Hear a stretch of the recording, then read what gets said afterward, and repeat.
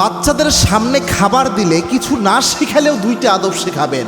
আপনার বাচ্চার রিজিকের ফয়সালা আল্লাহর পক্ষ থেকে চমৎকারভাবে এটার মাধ্যমে হতে পারে। এটা কিন্তু রসুলের হাদিস থেকে বোঝা যায়। যারা মনে করেন আমার বাচ্চা ভবিষ্যৎ জীবনে কি করবে, তার জীবনে সে সাকসেস হতে পারবে কিনা, টাকা পয়সা কামাইতে পারবে কিনা, এই চিন্তা যারা করেন, রিজিক তো আল্লাহর দান। আপনি সারাদিন চেষ্টা করে আপনার বাচ্চার পেটের মধ্যে বা তার রিজিক তাকদীরের মধ্যে রিজিক আনতে পারবেন না আল্লাহ না চাইলে। এই জন্য বাচ্চাকে সামনে খাবার দিয়ে দুইটা কাজ প্রথমে করবেন। এক নাম্বার হচ্ছে আপনার বাচ্চার সামনে খাবার দিয়ে একটা আদব শিক্ষা দিবেন, যেটা নবীজির সবচেয়ে ধনী সাহাবী, সবচেয়ে ধনী জামাই ওসমান রাদিয়াল্লাহু আনহুর জীবন থেকে শিক্ষা পাওয়া যায়। ওসমান রাদিয়াল্লাহু আনহু একবার আল্লাহর হাবিবের কাছে গেলেন, যে বললেন, ইয়া রাসূলুল্লাহ, আমার সম্পদ অনেক বেশি হয়ে যাইতেছে, ইয়া রাসূলুল্লাহ, আমি ভয় পাচ্ছি কিয়ামতের দিন আমি এটার জবাব দিতে পারি কিনা।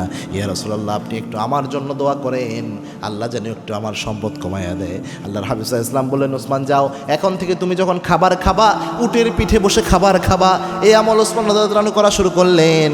দীর্ঘদিন এই আমল করার পর বিশ্বনবীর কাছে এসে বলেন, ইয়া রাসূলুল্লাহ, এমন আমল শিখাইছেন, এই আমল করার পর আল্লাহ আরও আমার সম্পদ বাড়াইয়া দিয়েছে।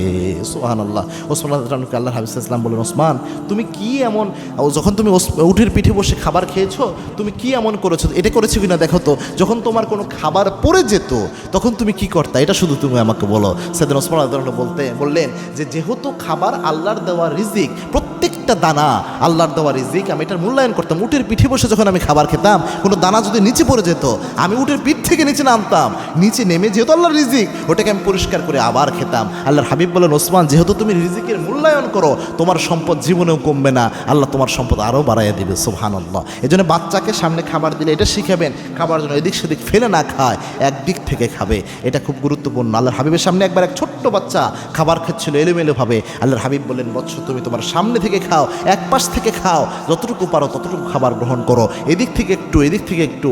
এই জিনিস রাসূল সাল্লাল্লাহু আলাইহি ওয়াসাল্লাম করতে দেন নাই, খাবার নষ্ট করতে দেন নাই। অপচয়কারী শয়তানের ভাই। 2 নম্বর যে আদবটা শিক্ষা অবশ্যই দিবেন, আপনি খাবার শুরুতে বিসমিল্লাহ এবং খাবার শেষে যে মাপের খাবারই হোক, যাই খাওয়ান না কেন, সেজন্য আলহামদুলিল্লাহ এটা বলার শিক্ষাটা অর্জন করতে পারে। কেননা আল্লাহর কোরআনের ঘোষণা, লা ইন শাকারতুম লা আযীদান্নাকুম, কোনো ব্যক্তি যদি বেশি আল্লাহর শুকরিয়া আদায় করতে পারে, ওই ব্যক্তির নিয়ামত আল্লাহ বাড়াইয়া দেয়। সুবহানাল্লাহ।